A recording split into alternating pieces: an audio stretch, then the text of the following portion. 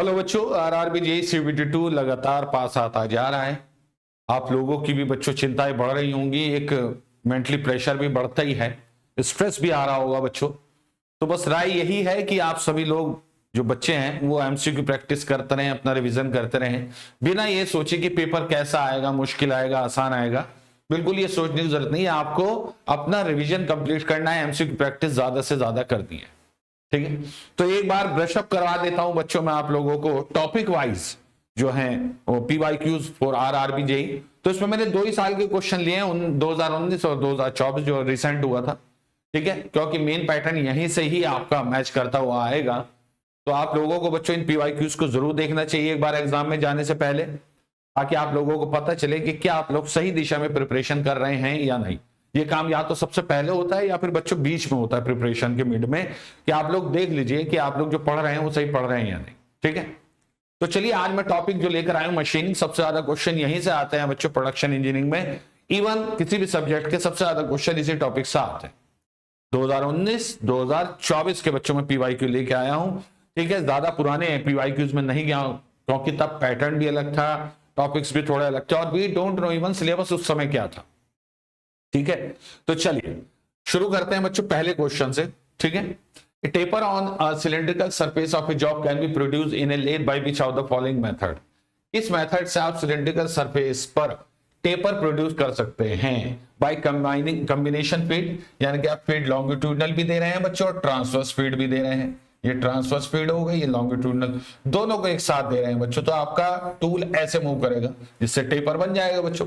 ठीक है, okay, by swivelling the compound rest, compound rest को स्विवेल करके, by offsetting the tail stock. तो all option will be the correct, all option जो है बच्चों वो करेक्ट रहेंगे बच्चों, क्योंकि सबसे टेपर बनाया जा सकता है। Which of the following part of lathe serves as housing of the driving pulley and back gears? कौन सा ऐसा पार्ट है बच्चों लेथ का जिसके अंदर लेथ की ड्राइविंग पुली और बैक गियर जो है बच्चों उसके अंदर फिट रहता है? तो बच्चों सीधा सा आंसर है बच्चों, ज्यादा सोचने की जरूरत नहीं है, हेड स्टॉक। हेड स्टॉक में रहता है बच्चों, टेल स्टॉक, कैरिएज बेड, ये आपको पता है। ऑब्वियस आंसर हेड स्टॉक है, थोड़ा सा सेंस लगा के चलना है, आंसर भी आपको मिलता रहेगा। A 25 mm diameter cutter has 10 teeth. चलिए, एक आपका कटर है बच्चों जिसका डायमीटर जो है बच्चों 125 mm है और नंबर ऑफ टीथ जो है बच्चों इस पे Z वो बच्चों 10 है। It operates at a cutting speed of इतने, इसकी कटिंग स्पीड दी है बच्चों VC 14 metre per minute and table traverse at इतने mm पर मीटर, और टेबल जो है बच्चों उसकी जो ट्रेवर्सिंग है वो इतने mm पर mm है। तो ये आपका F मान लीजिए बच्चों। ठीक है, तो हमें क्या पता लगाना है बच्चों, हमें निकालना है बच्चों फीड पर टूथ जो है बच्चों फीड कितनी होगी। ठीक है, तो देखिए फीड पर टूथ के लिए बच्चों आपके पास एक फॉर्मूला होता है कि जो टेबल का फीड रेट होता है बच्चों और पर टूथ से बच्चों ही निकलता है बच्चों। तो फीड पर टूथ का फॉर्मूला आपको याद होना चाहिए बच्चों, फीड पर टूथ। ठीक है, ये होता है बच्चों FT इक्वल्स टू F, ये वाली फीड, इसे फीड रेट कहते हैं। एक्चुअली ये ट्रेवर्स रेट है बच्चों, रेट मतलब mm पर मिनट। ठीक है, पर टूथ का मतलब इतने mm पर टूथ फीड। ओके, तो फीड रेट बच्चों जो दिया गया है आपको बच्चों, ठीक है, number of teeth Z into RPM off cutter, ये फॉर्मूला अगर याद है तो क्वेश्चन हो जाए। अब आप देख रहे हैं यहां पर क्वेश्चन में कहीं पे RPM नहीं दिया, तो सबसे पहले RPM निकालते हैं। RPM निकलेंगे बच्चों VC से। ठीक है, हाँ, कटिंग वेलोसिटी VC से, तो VC आपको दिया मीटर पर मिनट में, तो आप लेंगे बच्चों pi T N upon 1000 metre per minute, इसमें आपका आंसर आता है बच्चों। ठीक है, ये हो गया बच्चों कटिंग वेलोसिटी का फॉर्मूला। तो बस अब आपको N निकालना है बच्चों, तो N equals to VC into 1000 upon pi into D, value put करेंगे बच्चों, कटिंग वेलोसिटी की वैल्यू 14 इंटू 1000 अपॉन पाई तो बच्चों पता ही आपको 3.14 इंटू डी कितना है बच्चों 125। ठीक है, एक सेकंड, पाई को आप, हाँ ठीक है कोई दिक्कत नहीं, वही रख लो, कोई इश्यू नहीं बच्चों, 3.14। ठीक है, अब ये आपको सॉल्व करना पड़ेगा बच्चों। ठीक है, इसमें आपकी सॉल्विंग कैपेबिलिटीज देखी जाएंगी कि आप कितने अच्छे से सॉल्व करते हो। ठीक है, मैं आपको आंसर बता रहा हूं, आप खुद से सॉल्व करके देखेंगे बच्चों। ये अप्रोक्सीमेटली बच्चों 35 के आसपास आ जाएगा, अप्रोक्सीमेटली 35 36 के आसपास आ जाएगा। एक्चुअली 35.65 आएगा, तो मैं इसे पूरा ही लिख देता हूं आप लोगों के लिए, ताकि आंसर मैच करने में आपको दिक्कत ना हो। ये अप्रोक्सीमेटली इतना आ जाएगा बच्चों। तो 35 भी सही है, 36 भी, क्योंकि अप्रोक्सीमेटली आंसर आपको मिल ही जाएगा, मिल ही जाएगा। तो ये आ गया बच्चों n, बस n की वैल्यू यहां रखेंगे। अब आपके पास क्या क्या है, क्या क्या नहीं है, ठीक है। एक सेकंड बच्चों, ये थोड़ा सा करेक्ट कर लेना। ये फीड पर टूथ इधर आता है, फीड पर टूथ इधर आएगा, आई एम सॉरी इधर, ठीक है। ओके, तो आपको निकालना है बच्चों एफ टी। तो एफ टी इक्वल्स टू हो जाएगा F upon Z into N, correct. तो एफ कितना है बच्चों 100, ठीक है, अपॉन जेड कितना है बच्चों 10, और आरपीएम कितना आएगा बच्चों 36 ले लीजिए, 36 ले लीजिए। इससे सॉल्व कीजिए बच्चों आप, तो इससे सॉल्व करके आपका आंसर आ जाएगा बच्चों अप्रोक्सीमेटली 0.286 mm।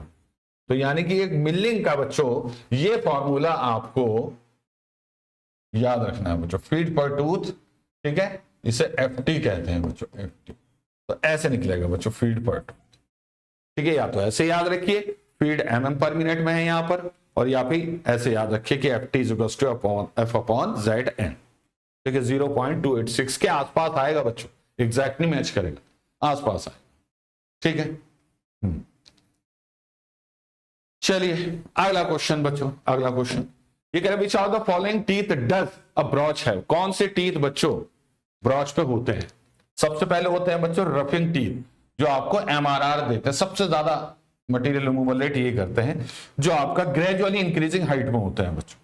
उसके बाद सेमी फिनिशिंग टीथ होते हैं बच्चों, इनकी हाइट में बहुत कम डिफरेंस होता है, इतना नहीं होता, थोड़ा कम ही डिफरेंस होता है बच्चों, इस तरीके से। और फाइनली बच्चों फिनिशिंग टीथ होते हैं, समटाइम बर्निशिंग टीथ भी होते हैं। बर्निशिंग टीथ में बच्चों कटिंग एज नहीं होती, उसमें 0 एमआरआर होता है। फिनिशिंग टीथ में ना के सबसे कम आपका मटेरियल रिमूवल रेट होता है, ठीक है। तो ऑल ऑप्शंस आर करेक्ट, सब तरह के टीथ होते हैं, ठीक है। कभी कभार 2 से 3 या 4 बर्निशिंग टीथ भी देते हैं, जिससे सरफेस फिनिश अच्छी करते हैं आप, ना कि कोई मटेरियल रिमूवल, ठीक है। चलिए, the operation of smoothing and squaring the surface around the hole is known as, ठीक है। मान लीजिए कोई सरफेस ऐसे है, ऐसे, अब आपको यहां होल बनाना है, बना दिया आपने। अब इसके ऊपर जब नट हेड बैठेगा वो तो ऐसे बैठेगा बच्चों, होल में, करेक्ट। तो हम क्या करते हैं बच्चों, हम इसे ऐसे कर देते हैं, ये ऐसे थोड़ा सा ये स्क्वायर बना देते हैं सरफेस यहां। अब जब इस पर आपका नट हेड आएगा बिल्कुल फिट आएगा बच्चों, तो यहां पे होल रहा होगा बच्चों इस कंपोनेंट के अंदर। इसके बाहर एक सीट बनाते हैं बच्चों, हम एक क्या बनाते हैं बच्चों, सीट, एक सीट बनाते हैं बच्चों और बोल्ट हेड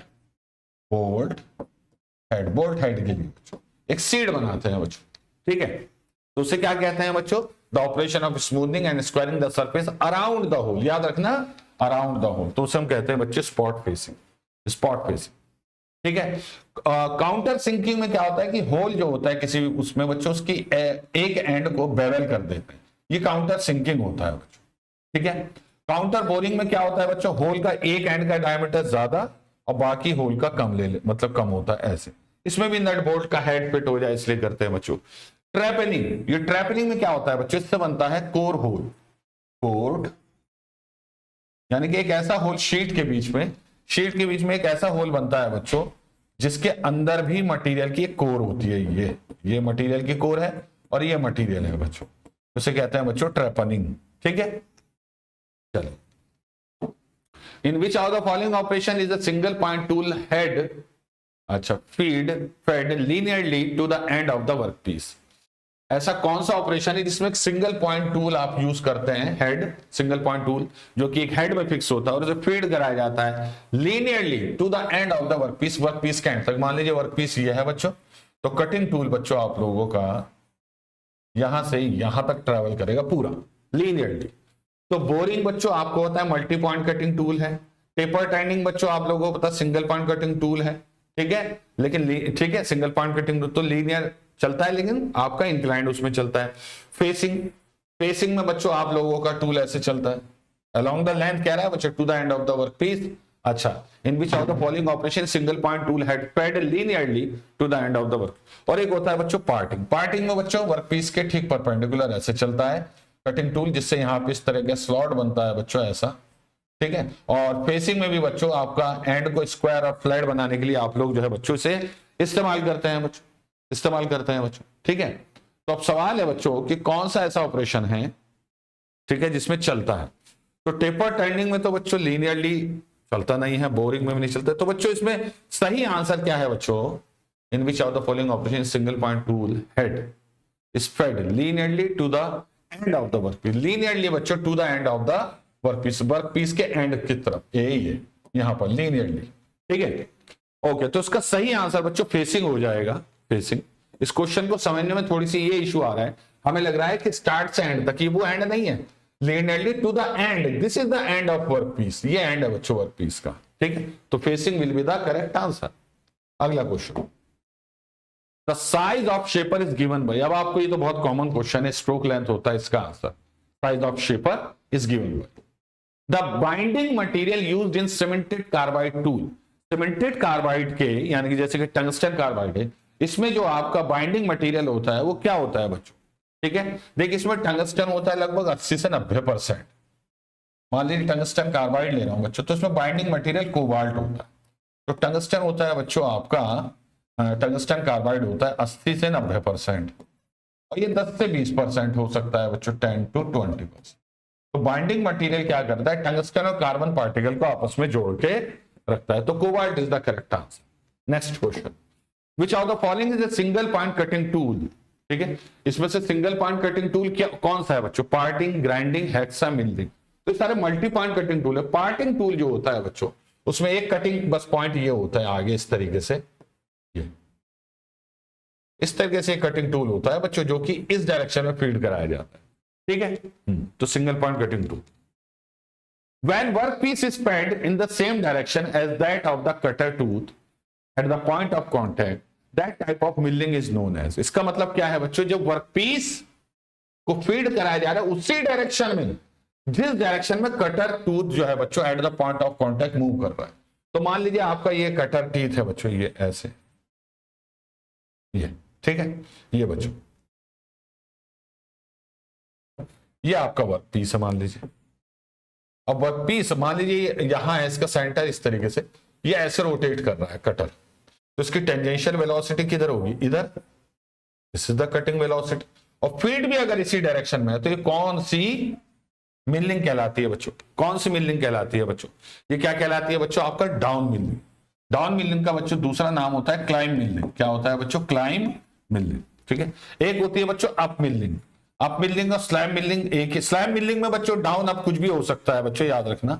अप मिलिंग को बच्चों हम कन्वेंशनल मिलिंग भी कहते हैं बच्चों। इसकी सबसे अच्छी पहचान क्या है कन्वेंशनल मिलिंग की बच्चों, कि ये इसमें फीड इस बीसी के ठीक अपोजिट होती है। ये कन्वेंशनल मिलिंग की पहचान है बच्चों, याद रख, ठीक है। अगला question, the relationship between tool life and cutting speed in metre per minute is given as.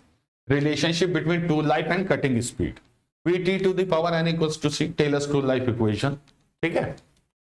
The size of a planer is generally specified by size of the planer। तो size of the planer में बच्चों दो चीजें चाहिए होती है, एक तो टेबल साइज, टेबल साइज की लेंथ होगी बच्चों और विड्थ होगी बच्चों, and height of cross rail. जो क्रॉस रेल होता है, देखिए ये तो टेबल होती है, दो कॉलम ऐसे होते हैं बच्चों, तो ये क्रॉस रेल कितना ऊपर नीचे जा सकता है, दिस इज कॉल्ड आपका इसे हाइट ऑफ कॉलम भी कह सकते हैं भाई, हाइट ऑफ कॉलम कितनी है। और इसके ऊपर क्रॉस रेल ऐसे होता है एच कितना, मान लीजिए ये तो कॉलम है बच्चों, दीज आर द कॉलम, ठीक है, ये कॉलम है बच्चों, क्रॉस रेल इनके ऊपर ऐसे होगा। इस क्रॉस रेल के ऊपर बच्चों टूल हेड लगे रहते हैं ऐसे, ये टूल हेड होता है जिनमें कटिंग टूल लगा रहता है बच्चों, ठीक। तो it can move upward and downward, और ये जो है बच्चों इस पे इधर उधर भी मूव कर सकते हैं बच्चों टूल हेड, ठीक है। तो इसकी हाइट ये कितना जा सकता है मैक्सिमम ऊपर, और टेबल का साइज बच्चों, और टेबल का size, this is the planer आपका स्पेसिफिकेशन, ठीक है। चलिए अगला question, in a capstan lathe turret is mounted on. जो कैप्स्टन लेथ होता है बच्चों वो कहां पर माउंट होता है बच्चों, ठीक है, हाँ, कहां पर माउंट होता है बच्चों, head stock, copy turning attachment, compound slide या short slide of ram sliding on saddle. ठीक है, एक छोटा सा रैम होता है। देखिए क्या होता है, एक कैप्स्टन लेथ होती है, एक टर्रेट लेथ होती है। तो टर्रेट लेथ में ये जो सैडल है, सैडल एक सैडल होता है, इसके ऊपर बच्चों आपका टर्रेट माउंट होता है, इसमें सैडल के ऊपर। ठीक है, सैडल के ऊपर एक टर्रेट माउंट होता है बच्चों। लेकिन अगर सैडल के ऊपर एक रैम हो, सैडल के ऊपर एक रैम हो, उसके ऊपर टर्रेट हो बच्चों, उसके ऊपर टर्रेट हो, तो बच्चों आपका कैप्स्टन लेथ हो जाएगी बच्चों। ठीक है, तो कैप्स्टन लेथ में क्या होता है, एक शॉर्ट स्लाइड होती है, ये शॉर्ट स्लाइड है बच्चों, शॉर्ट स्लाइड ये, जिसके ऊपर बच्चों ऑन द सैडल, ये सैडल फिर शॉर्ट स्लाइड फिर टर्रेट। जबकि जो आपकी टर्रेट लेथ होती है उसमें ये सीधा, इसमें शॉर्ट स्लाइड नहीं होता, सीधा सैडल पे सेटल होता है। ठीक है, हाँ ओके। अगला question, which of the following planers are specifically designed for cutting the edges of heavy steel plates, pressure vessel and armored plate बच्चों। ठीक है, ये पूछा है, तो बच्चों ये पूछा है ऐसा कौन सा प्लेनर है जो एजिस को कट करता है बच्चों, बहुत ही हैवी स्टील प्लेट की, प्रेशर वेसल की प्लेट हो या आर्म्ड, ठीक है, आर्मर्ड प्लेट हो बच्चों, उनको। तो देखिए double column plate planer, open side planer, pit type, तो आपको समझ में ही आ रहा है बच्चों इसका आंसर क्या होगा, प्लेट प्लेनर। प्लेट प्लेनर होता है बड़ा लंबा चौड़ा सा, तो वो बच्चों आपका स्पेसिफिकली इसी काम में आता है कि एजिस को सुधार सके, वो इनकी एजिस को अच्छा कर सके। Dash is the process used to shine metal, wood और composite using a close wheel impregnated with cutting compound और रोब्स। ठीक है, रोब्स बच्चों। ठीक है, क्या होता है बच्चों, छोटे छोटे abrasive particle strands of cotton पर, कॉटन के जो धागे होते हैं उन पे चिपके रहते हैं बच्चों। ठीक है, जिससे कि पॉलिशिंग का काम होता है, मेटल हो, वुड हो या कंपोजिट हो बच्चों। तो इसे क्या कहते हैं बच्चों, हम इसे बफिंग कहते हैं बच्चों, बफिंग। ठीक है, इसको हम सीधा बफिंग कहेंगे बच्चों, याद। ठीक है, क्या क्या आ गया बच्चों, रोग। तो ये क्या होता है, एक्चुअली छोटी छोटी स्टिक्स होती हैं बच्चों, बहुत ही सॉफ्ट। ठीक है, हाँ चलिए।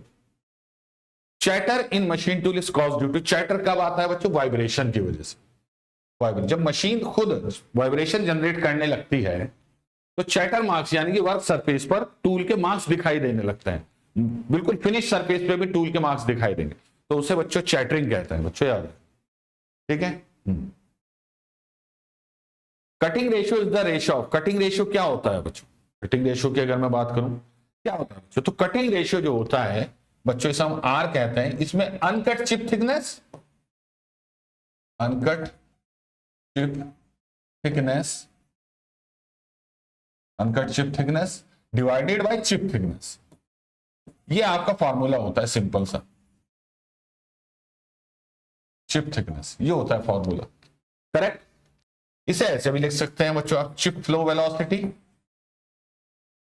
Chip flow velocity. ठीक है, यानी कि chip flow velocity with respect to tool, with respect to tool divided by cutting velocity, cutting velocity। ठीक है, कटिंग वेलोसिटी। तो जो बच्चों वर्कपीस होता है उसमें मान लीजिए ऐसे चिप बन रही है, मान लीजिए। ठीक है, दिस इज द चिप, और ये आपका कटिंग टूल है मान लीजिए। तो चिप की जो दो वेलोसिटी होती है, एक तो इसके ठीक पैरेलल रेक फेस के, इसे कहते हैं वीएफ, एक बच्चों शेयर प्लेन के अलोंग बिल्कुल, इसे कहते हैं वीएस। ये आपका चिप की वेलोसिटी है विद रिस्पेक्ट टू वर्क। ठीक है, and this is the cutting velocity, ये कटिंग वेलोसिटी होती है बच्चों। ठीक है, तो यहां पे ये कहना चाह रहा है बच्चों, uncut chip thickness upon chip thickness या chip flow velocity with respect to tool, यानी कि VF upon VC, upon VC. अब देख लीजिए, cutting velocity to chip velocity, chip velocity to cutting velocity. हाँ, क्योंकि ये तो यहां depth of cut to cutting velocity गलत, chip thickness to depth of cut गलत। ठीक है, चलिए अगला question, in the number drill series the largest drill size is. ठीक है, अब देखो ये क्वेश्चन ना, ये डिपेंड करता है, ये डिपेंड करता है। ठीक है, ये कह रहा है कि आपका नंबर ड्रिल सीरीज है बच्चों, तो इसमें बच्चों वायर गेज होते हैं, नंबर ड्रिल सीरीज होते हैं। ठीक है, हाँ, तो इसमें बच्चों एक नंबर होता है 80 और एक होता है नंबर 1। तो यानी कि इसमें जो नंबर्स होते हैं ना बच्चों 1 to 80 होते हैं। 1 to 80 नंबर्स लिखे रहते हैं बच्चों, ठीक है। तो एक्चुअली बहुत पतले आपके वायर ड्रिल होते हैं बच्चों। इसमें जो मैक्सिमम नंबर आपका वो होता है बच्चों ड्रिल बिट, वो आपका लगभग बच्चों ये होता है 5.79 mm का, ठीक है। और ये करस्पॉन्ड होता है इस नंबर के 80 नंबर के। अब इस तरह के क्वेश्चन नहीं आते, लेकिन पहले आते थे। सबसे बड़ा ड्रिल बिट बच्चों आपका 1 नंबर का होता है बच्चों। आपको बताना है कमेंट बॉक्स में कि इसका साइज क्या होता है मैक्सिमम, ठीक है। Okay, the largest drill sizes, जो लार्जेस्ट ड्रिल साइज है बच्चों वो आई एम सॉरी लार्जेस्ट पूछा ना इसने, हाँ। तो एक्चुअली वायर ड्रिल होते हैं एक बहुत ही पतले, तो ठीक है, हाँ एक सेकेंड। ओके, हाँ तो सबसे बड़ा है बच्चों ये होता है लार्ज, और ये होगा बच्चों स्मॉलेस्ट। तो अब ये देख लीजिए कितना कम होगा। चलिए खैर मैं आपसे कुछ नहीं पूछा, आपको इस पर रिसर्च करने की भी जरूरत नहीं है बच्चों, ठीक है। इस पर रिसर्च करने की जरूरत नहीं है बच्चों, ठीक है। बस ये याद रखना बच्चों 5.79 mm लार्जेस्ट होता है। आप सोच लीजिए बहुत ही वायर ड्रिल होता है बच्चों, ठीक है। वायर गेज या नंबर ड्रिल जो होता है बच्चों, ठीक है। Single point thread cutting tool should ideally have 0 rake angle. Single point cutting tool से जब रेक कट करते हैं तो इसका रेक एंगल 0 होना चाहिए बच्चों, याद रखिएगा डायरेक्ट, ठीक है। Okay, for maintaining correct thread profile during cutting A single point threading tool is usually provided with. अगर आपको करेक्ट थ्रेड प्रोफाइल बनाना है, ठीक है, तो आपका जो वो होगा बच्चों कटिंग टूल थ्रेड के लिए वो यूजुअली है, ये अभी किराम ने अलग तरीके से पूछा गया 0 रेक, क्वेश्चन अलग तरीके से, आंसर एक ही है बच्चों। Swing over carriage of a lathe refers to which of the following? Diameter of hole through the spindle, maximum job length that can be had between center, largest diameter of work that will revolve over the lathe saddle, ठीक है। अब देखिए जो swing होता है ना, ये आपका ओवर बेड भी चेक हो सकता है, ओवर कैरिएज भी और ओवर सैडल भी, कहीं भी चेक हो सकता है, ठीक है। बस ये याद रखना it is about diameter which can be held in lathe, जो लेथ में वो मैक्सिमम डायमीटर जिसे आप होल्ड कर सकते हैं। तो largest diameter that will revolve over the lathe saddle, ठीक है। Which of the following is the junction of side and end cutting edge in single point cutting tool, ठीक है। Which of the following is a junction of side and end cutting edge of a single point cutting tool.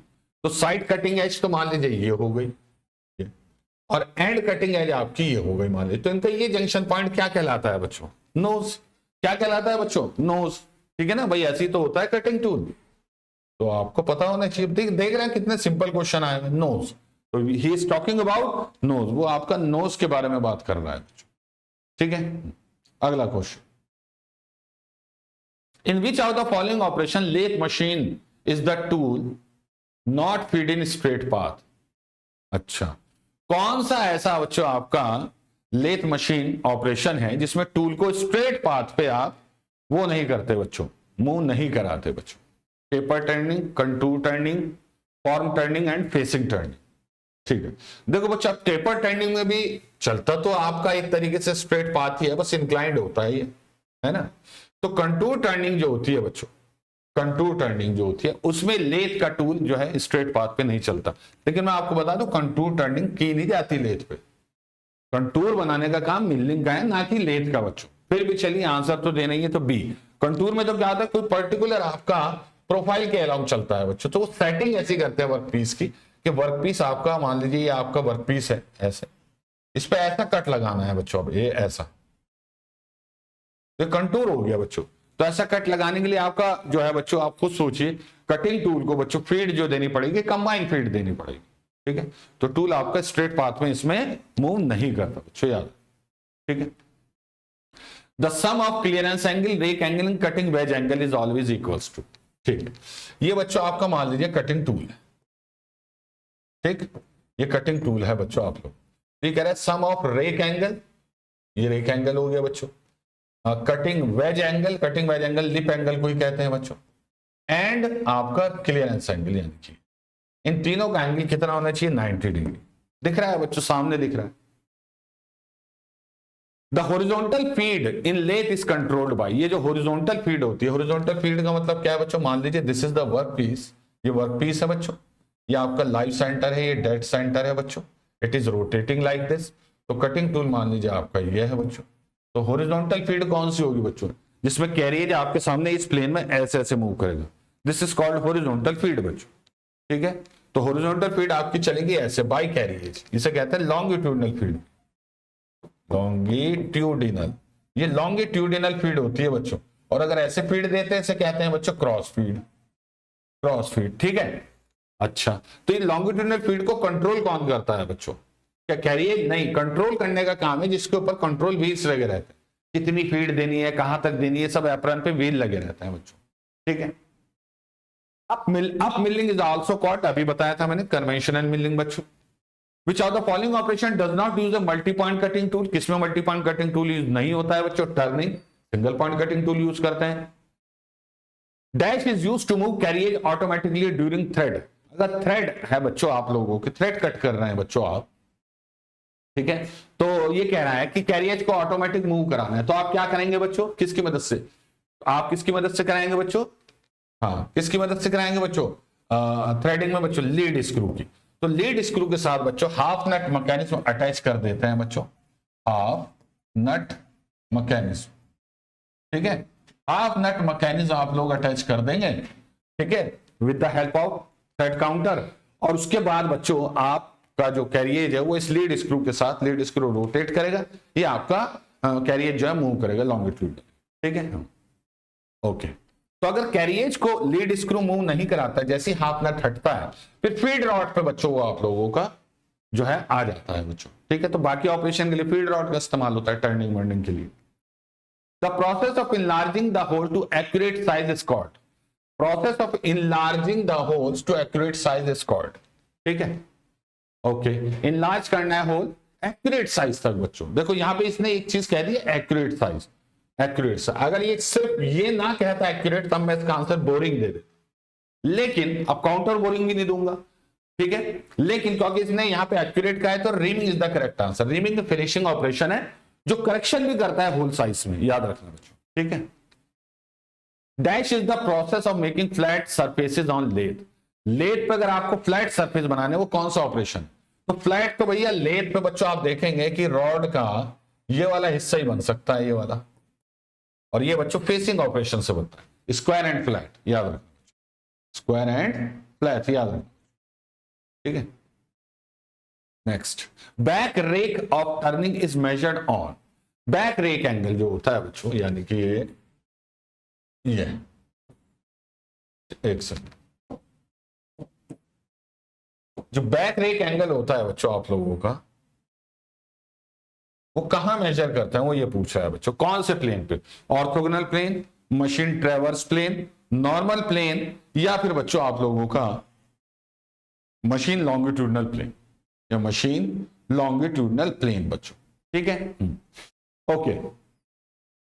तो back rake जो होता है बच्चों आप लोगों का यहां मेजर किया जाएगा, यहां। तो जो मेरा बोर्ड है बच्चों अल्फा बी, जो मेरा बोर्ड है बच्चों ये वाला, ये वो प्लेन है बच्चों। अब ये प्लेन क्या कहलाता है बच्चों, ये प्लेन क्या कहलाता है बच्चों, ये प्लेन कहलाता है बच्चों आप लोगों का, ठीक है, ये प्लेन कहलाता है मशीन लॉन्गिट्यूडनल प्लेन। क्या कहलाता है बच्चों, ये आपका मशीन लॉन्गिट्यूडनल प्लेन बच्चों, याद रखना, ठीक है। तो अमेरिकन सिस्टम जो होता है जिसे मशीन रेफरेंस कहते हैं बच्चों, उसमें ये वाले इस व्यू के साथ जो प्लेन आता है उसे हम क्या कहते हैं बच्चों, मशीन लॉन्गिट्यूडनल प्लेन। और इसके ठीक परपेंडिकुलर ये वाला जो प्लेन होता है, ये वाला, ये इसे कहते हैं बच्चों हम लोग ऑर्थोगोनल प्लेन, ऑर्थोगोनल या मशीन ट्रांसवर्स प्लेन, ये दोनों एक ही होते हैं बच्चों, ठीक है। तो आपको याद रखना है बच्चों, बैक रैक एंगल जो है बच्चों मशीन लॉन्गिट्यूडनल प्लेन पर मेजर किया जाता है बच्चों, ठीक है। ASA सिस्टम है बच्चों, ASA system, American standard association, इसे बच्चों मशीन रेफरेंस भी कहते हैं, machine reference, machine reference system भी कहते हैं। Dash is the intersection of flank and the base of the tool. अच्छा, मान लीजिए फ्लैंक है बच्चों, ये कटिंग टूल है बच्चों इस तरीके से, ये फ्लैंक हुआ बच्चों और ये बेस हुआ, तो इस पॉइंट को पूछा है क्या कहते हैं, इसे हील कहते हैं बच्चों, क्या कहते हैं बच्चों, हील कहते हैं बच्चों, याद रखो। Find the tool life equation if a tool of 80 minute is obtained at cutting speed of 30 metre per minute and 8 minute at 60 metre per minute.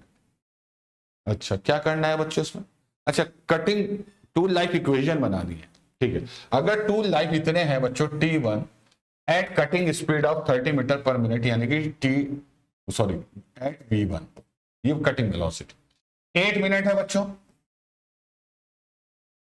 8 minute है बच्चों टूल लाइफ T2 इस कटिंग स्पीड पर V2, ठीक है।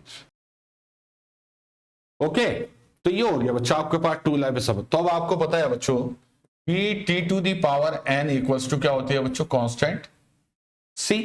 तो हम इसे ऐसे लिख सकते हैं बच्चों कि V1 T1 to the power n equals to V2 T2 to the power n, correct, ऐसे लिख सकते हैं बच्चों। तो हमारे पास आ जाएगा V1 upon V2 equals to T2 upon T1, ठीक है। इसकी पावर कितनी हो जाएगी, n।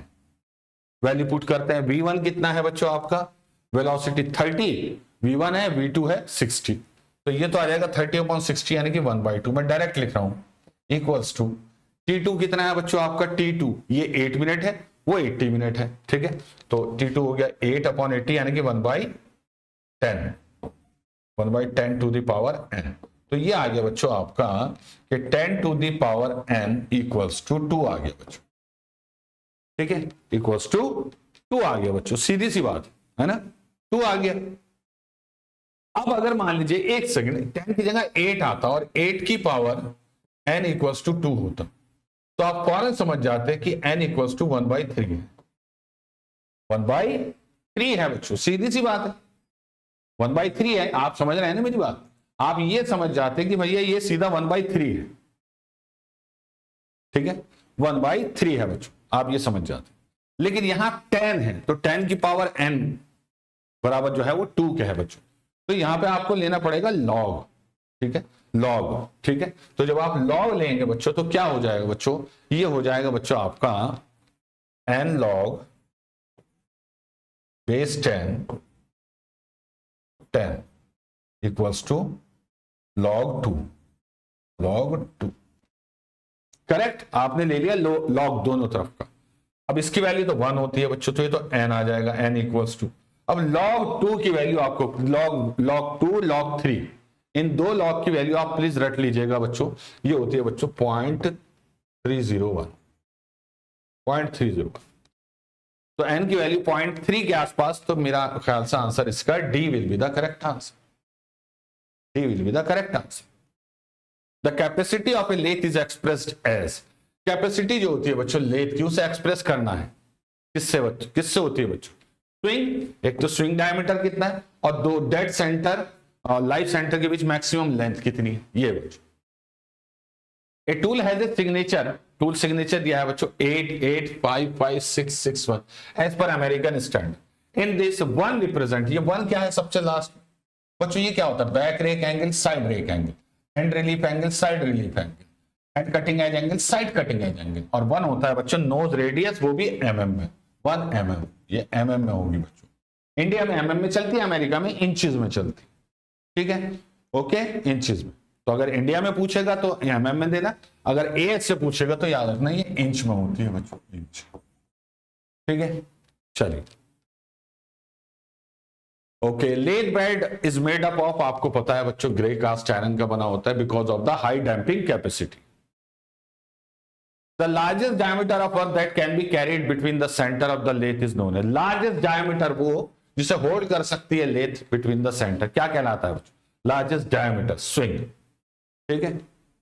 Dash is fitted on the top of cross slide and used to support the tool post and the cutting tool, क्या फिट होता है बच्चों क्रॉस स्लाइड के ऊपर, जो टूल पोस्ट और कटिंग टूल दोनों को बच्चों सपोर्ट करता है, दोनों को सपोर्ट करता है, ठीक है, क्या होता है बच्चों, तो वो कहलाता है बच्चों कंपाउंड रेस्ट, कंपाउंड। आपको ऐसे याद रखना है बच्चों, सबसे पहले क्या होता है कैरियर में बच्चों, सैडल, सैडल के ऊपर क्या होगा, उसके ऊपर क्या होगा, अब ये आपको याद रखना होगा बच्चों, सबसे नीचे सैडल पे आपका टूल पोस्ट, तो इनके बीच क्या क्या होता है बच्चों, कहां आपका कंपाउंड रेस्ट होता है, कहां आपका कंपाउंड स्लाइड होता है, प्लीज याद रख लेना बच्चों, ठीक है। Where does the bubble rest on the scale when the spirit level is placed horizontally, अच्छा, ये तो बच्चों आपका किसका क्वेश्चन है, ये तो मेट्रोलॉजी का एक तरीके से स्पिरिट लेवल का।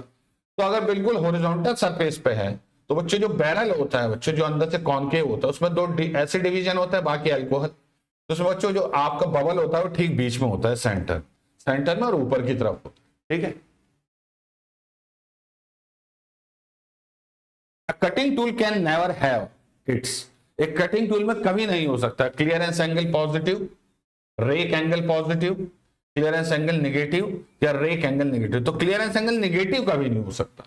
क्लियरेंस एंगल क्या है, मान लीजिए वर्क पीस है बच्चों आपका, और ये आपका कटिंग टूल है, ऐसे।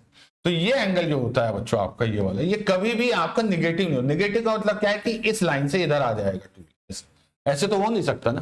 तो क्लियरेंस एंगल कभी नेगेटिव नहीं हो सकता। What is the full form of CBN, cubic boron nitride, which is used in abrasive grinding process. Drill chuck is the major part of drill machine. Drill chuck जो होता है major part है drilling machine का, which जो कि transmit rotary motion to the drill spindle at a number of speed, या rest on base to support the head and table, holds the drill bit and holds, या फिर holds the electric motor and V pulley. तो सीधी सी बात है बच्चों, क्या काम होता है ड्रिल चक का, it is used to hold the drill bit, ठीक है। What is the primary function of the tool post in lathe machine? Tool post का प्राइमरी फंक्शन क्या होता है बच्चों?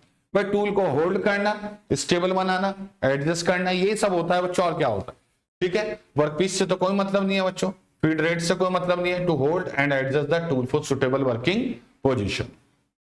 ब्रॉचिंग of outside surface, broaching of outside surface is called, जो outside surface होता है बच्चों किसी का, और उसकी सरफेस की आप ब्रॉचिंग करते हैं बच्चों। वैसे तो आपको पता है ब्रॉचिंग इंटरनल स्लॉट्स बनाने के काम में आता है, कीवीज बनाने के काम में आता है, गियर्स बनाने के काम में आता है इंटरनल। लेकिन अगर सरफेस पे ब्रॉचिंग हो रही है तो क्या होता है, बहुत सारे ब्रॉचिंग बेल्ट पे लगे रहते हैं, वो बेल्ट उन ब्रॉचेस को ऐसे मूव कराती रहती है, और नीचे वर्क सरफेस लगे रहते हैं फ्लैट, तो फ्लैट वर्क सरफेस तैयार करती है बच्चों। Surface broaching is the correct answer बच्चों, याद रखो। तो आउटर सरफेस ब्रॉचिंग को सरफेस ब्रॉचिंग कहते हैं। What is the primary function of the tail stalk in lathe?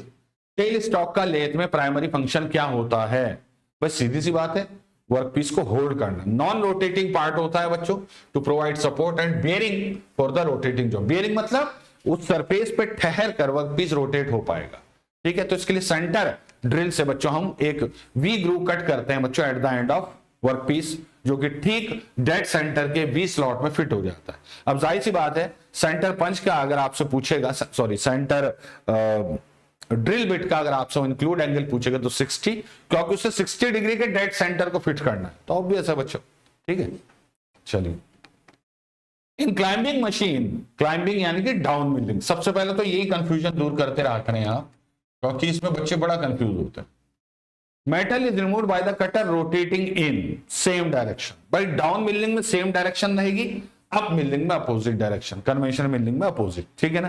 तो ये सारी चीजें आप लोगों को याद करनी है बच्चों। Next, to machine an internal hole in a broaching operation the broach is gripped by. अब ये क्वेश्चन बड़ा पूछा जाता है बच्चों, इसमें बच्चे काफी कंफ्यूज भी होते हैं बच्चों, ठीक है। देखिए होता क्या है बच्चों, ये कह रहा है to machine an internal hole in a broaching operation the broach is gripped by.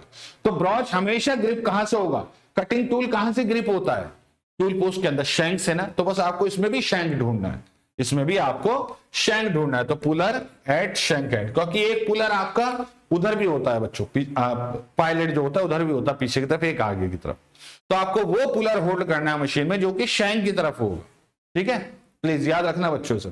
तो पुलर एट शैंक एंड बच्चों, शैंक की तरफ से ही हमेशा टूल फिट होता है, चाहे कोई सा भी टूल है, चाहे वो ड्रिल बिट है या single point. Which of the following is the limitation of taper turning by swiveling the compound rest? अगर कंपाउंड रेस्ट को स्विवेल करके आप टेपर बना रहे हैं तो उसकी एक लिमिटेशन, आइए देखते हैं क्या है। ये याद रखना, बहुत ही स्टीप टेपर बनाता है। सबसे पहले तो ये याद रखना, बहुत ही स्टीप टेपर बनाता है बच्चों, -45 डिग्री, कोई इशू नहीं है, ठीक है। It ensure the best surface finish, तो ये तो लिमिटेशन नहीं हुई बच्चों। It is suitable only for short taper, it provide high production efficiency, it can not turn any type of taper, any type of taper बच्चों, किसी भी और टाइप के किसी भी टाइप के टेपर को ये टर्न नहीं कर सकता बच्चों, ठीक है। तो बच्चों याद रखना, वैसे तो सही बात तो ये है, इससे इंटरनल एक्सटर्नल दोनों टेपर बन जाते हैं। सबसे अच्छा तरीका तो क्या है, टेपर अटैचमेंट का इस्तेमाल करना, ठीक है। लेकिन अगर टेपर अटैचमेंट नहीं है तो प्लीज याद रखना कि इससे भी इंटरनल टेपर बनाए जा सकते हैं।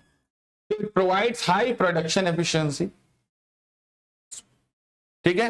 तो it is suitable only for short taper. ये बड़ी समस्या है, शॉर्ट टेपर के लिए ही सुटेबल है। तो इससे स्टीपर टेपर तो बनती है लेकिन शॉर्ट बनता है बच्चों, याद शॉर्ट बनता है, correct. Parallel shank type and Morse taper shank type drill belongs to dash types of drill, ठीक है। पैरेलल शैंक टाइप के जो ड्रिल होते हैं बच्चों, ड्रिल बिट होते हैं, या फिर मोर्स टेपर वाले जो शैंक टाइप होते हैं बच्चों, यानी कि ऐसे होते हैं कि ड्रिल बिट ऐसे है बच्चों, आगे का हिस्सा ये नेक हो गई बच्चों, नेक, और ये जो टेपर है बच्चों आपका, टेपर आपका ये टेपर वो कुछ ऐसे होता है, ऐसे, ठीक है, ये टोंग हो गई, ठीक है, ऐसे होता है, ठीक है। तो ये कौन सी कैटेगरी में आते हैं बच्चों, कौन सी कैटेगरी में आते हैं? तो भैया ये ट्विस्ट कैटेगरी में ही आते हैं। स्ट्रेट फ्लूटेड जो होते हैं बच्चों, इसमें स्ट्रेट फ्लूट्स होते हैं, ठीक है। टेपर हो भी सकता है, नहीं भी हो सकता है। याद रखना जो लार्ज ड्रिल बिट होते हैं टेपर उनके शैंक में तब दिया जाता है जब लार्ज ड्रिल बिट होते हैं। छोटे ड्रिल बिट के लिए जरूरी नहीं है टेपर होना शैंक पर, ठीक है। तो twist drill is the correct answer बच्चों, याद रखना। Name the part of milling machine on which milling cutters are securely mounted and rotated. आर बार बहुत कॉमन क्वेश्चन है बच्चों। एक इसका पार्ट होता है बच्चों नी, जिसके ऊपर वर्क टेबल आपकी रेस्ट करती है, वो भी याद रखना, अप डाउन करता है ये टेबल को, ठीक है। Broaching is dash that uses a tooth tool to remove the material from the work. Broaching क्या है बच्चों? ग्राइंडिंग ऑपरेशन है, कास्टिंग, बोरिंग या मशीनिंग? ऑब्वियस है बच्चों, मशीनिंग ऑपरेशन।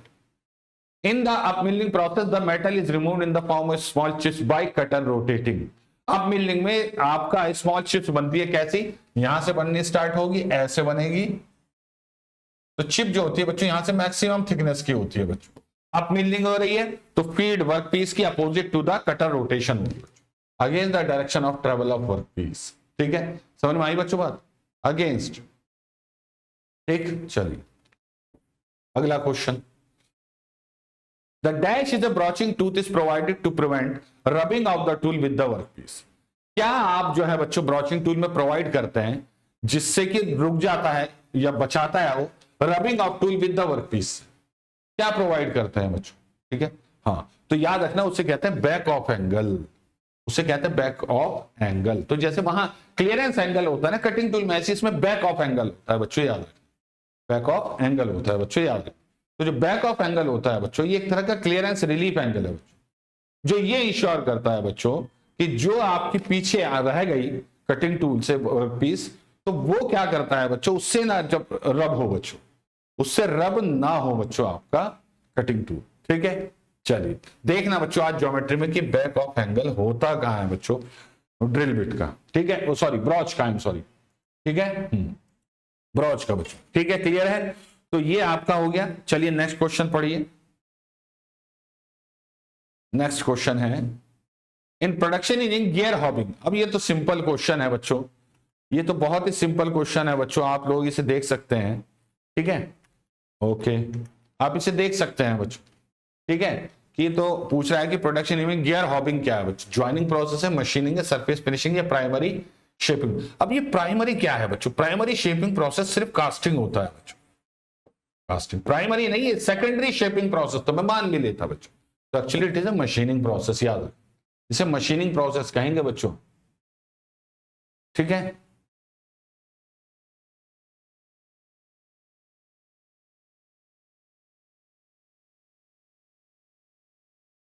हाँ ठीक है, चलिए ओके, ठीक। तो मैं दिखा देता हूं आपको यार ये, ओके, आप इनके पीछे रिसर्च मत करना, प्रीवाई क्यों है, आपके पास बुक भी है मेक इट इजी की, ठीक है। तो आपका जो ये होता है ना फ्लैंक, इसे थोड़ा सा ऐसे बनाने के बजाय ऐसा बनाते हैं, ऐसा। तो ये जो एंगल होता है इसे कहते हैं बच्चों back of angle, back of angle बच्चों, ठीक है। इसको बैक ऑफ एंगल कहते हैं बच्चों, याद रखना, ठीक है। एक इसमें हुक एंगल भी होता है, ये भी याद रखना। हाँ, ये हुक एंगल रेक एंगल को कहते हैं बच्चों, प्लीज याद रखना, ये इसका रेक एंगल होता है, हुक एंगल, ये इस सरफेस के साथ यहां से ये वाला जो एंगल होता है, दिस इज हुक है। In a parting operation how is the cutting tool fed into the working workpiece?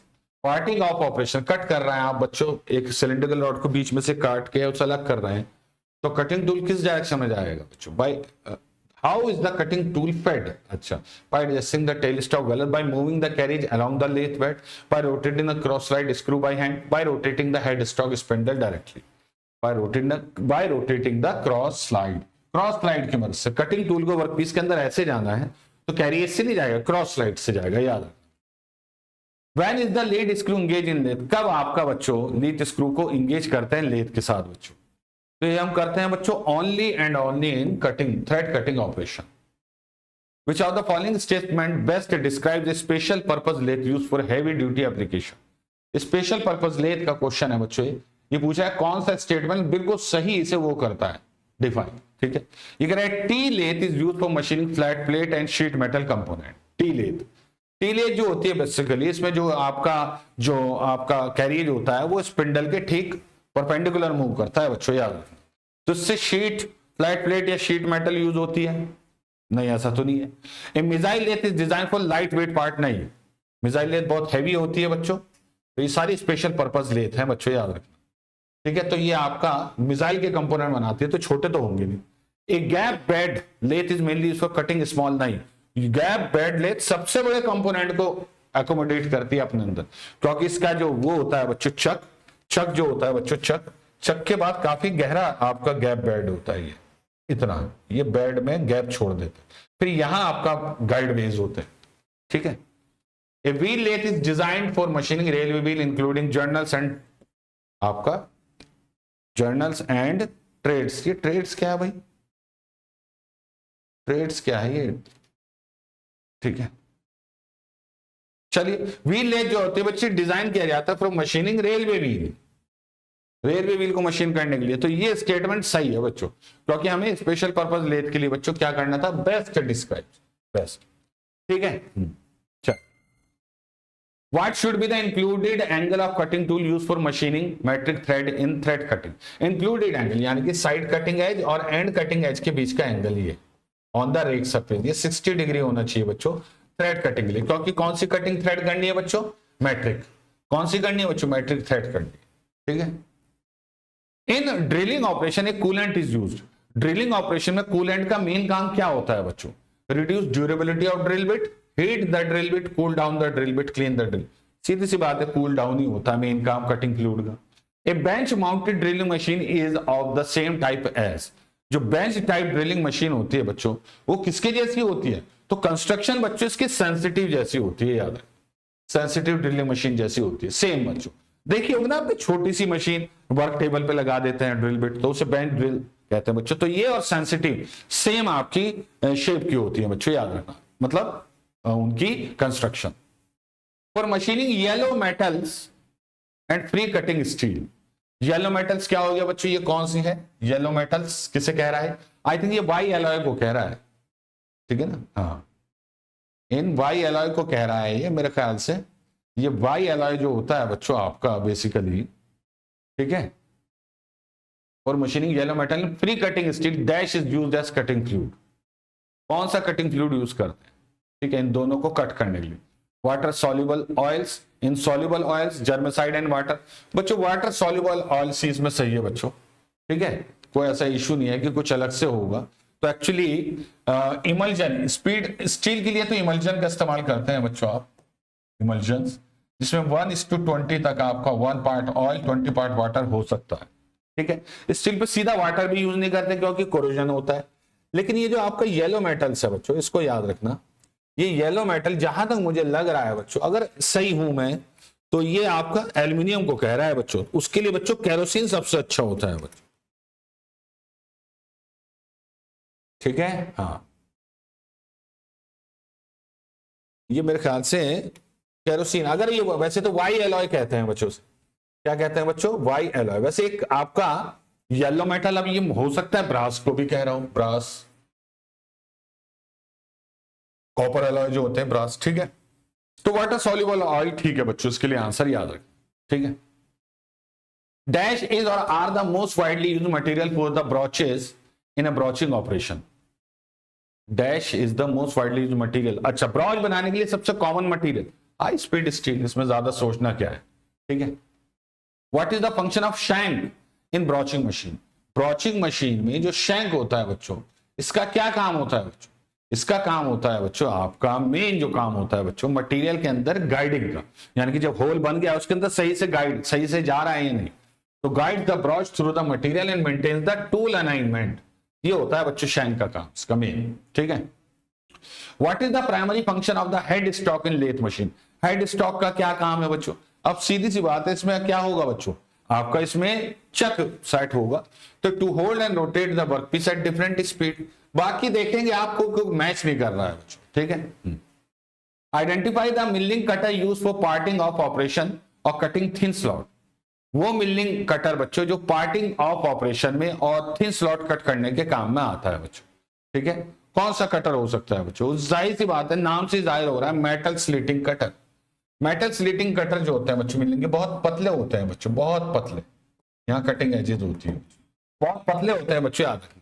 Angle milling cutter तो एंगुलर ग्रूव बनाने के काम आते हैं, जैसे कि मान लीजिए ये कटर है। ठीक है। प्लेन मिलिंग कटर बच्चों ये बहुत चौड़े होते हैं। ये स्लैब कटर जिससे स्लैब मिलिंग करते हैं बच्चों। फ्लाई मिलिंग कटर एक सिंगल पॉइंट कटिंग टूल होता है बच्चों, जो कि एक आपका इस तरीके का है, रोटेटिंग उसमें लगा रहता है। ये एक सिंगल पॉइंट कटिंग टूल होता है, ये ऐसे रोटेट करता है।